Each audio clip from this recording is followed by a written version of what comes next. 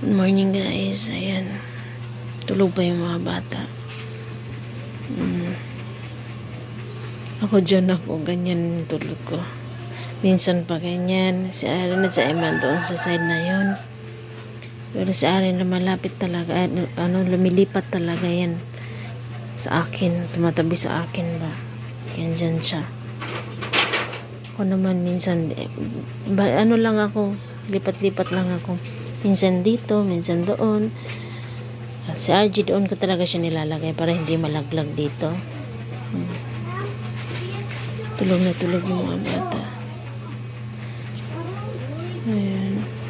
So ayusin ko muna yung aking nilabhan. Ito yung mga una kong nilabhan. Tuyo na rin. Tapos kahapon simula tanghali hanggang padilim na. Dami ko nilabhan. Kaya tagal ko na hindi na ako napagod ako sa paglalaba. Sa likod ng bahay ako naglaba. Kinamay ko lamang. Ayan. Naglaba din pa pala yung ate ko, guys.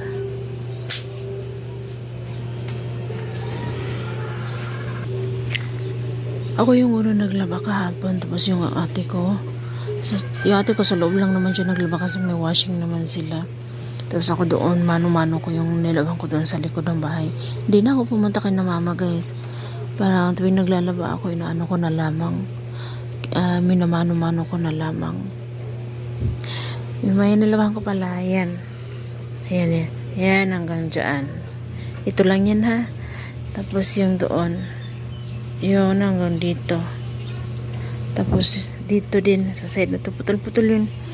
Marami yung nilamang ko kahapon. 3 planggana yun. May pa rin ako. May bedsheet pa ako doon na binabad. Nakababad.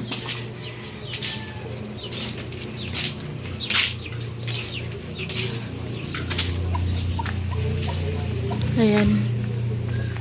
Ayan. Tsaka hanggang dito.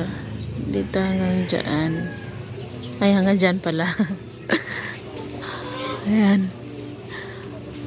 Lumabas ako kasi lilipat ko sana yung aking mga sinampay para mainitan naman ba.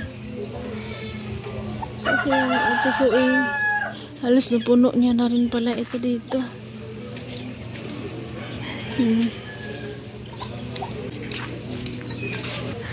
So, ayan. Ito sa ate ko to. Ate ko dyan. Tapos ito sa tito ko. Tapos yan sa kapatid ko yan. Kapatid kong babae. Tapos ito, sira naman na ito.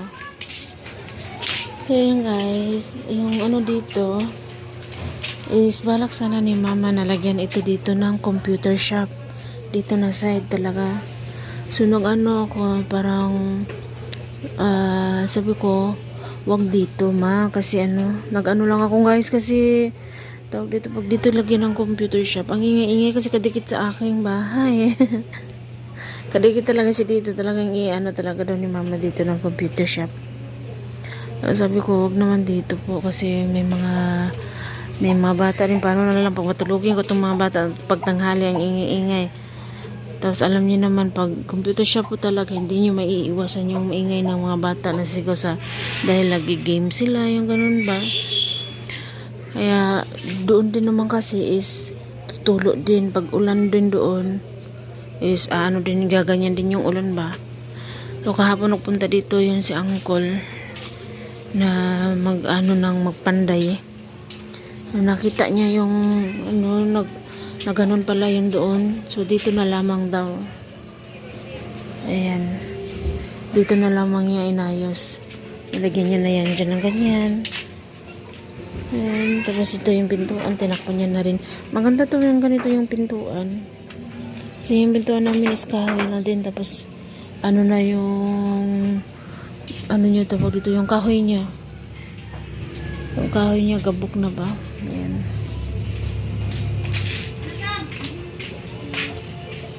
Dito na lamang gagawin yung computer shop.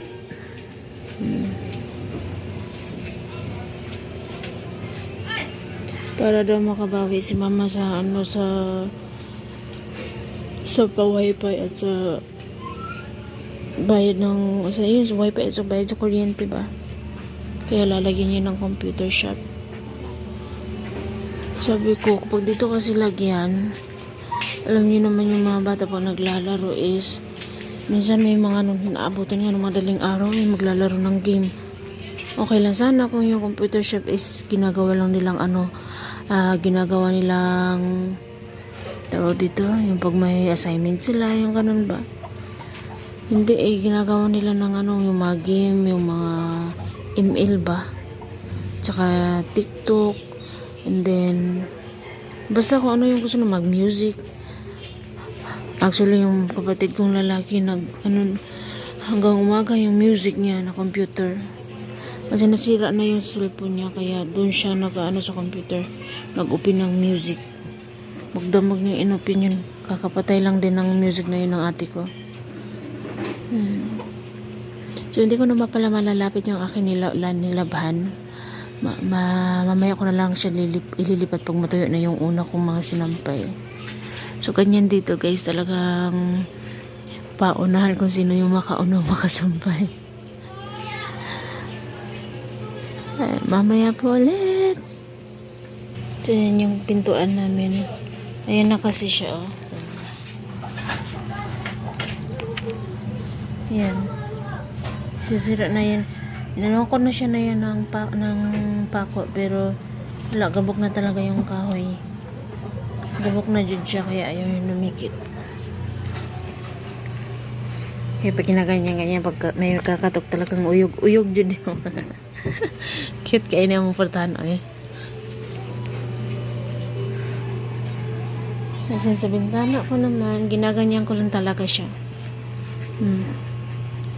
Ito talaga yung ginagawa kong pangtakip. Hindi ko pa siya nalagyan dyan ng cortina.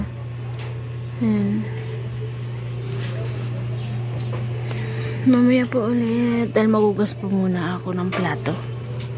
So, dahil hindi tayo natuloy sa paglipat ng damit ng mga sinampay, ng mga isasampay, is na lamang ako.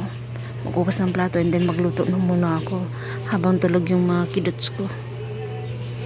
Mamaya po ulit. Guys, kakarating lang ng aking kapatid. Tingnan natin na yan. Ayun, may dala ngayon. May dalang siyang saging. May dala silang saging, guys. Sama ko to! Taka ka! Biyan naman.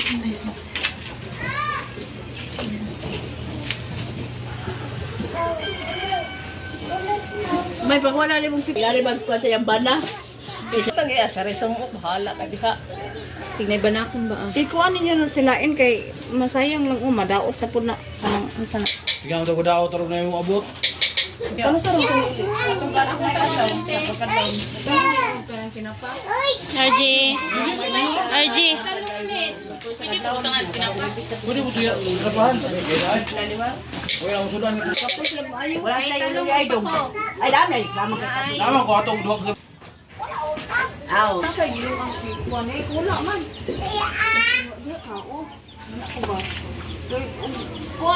Dito po ako naglaba kahapon, guys. Ayan.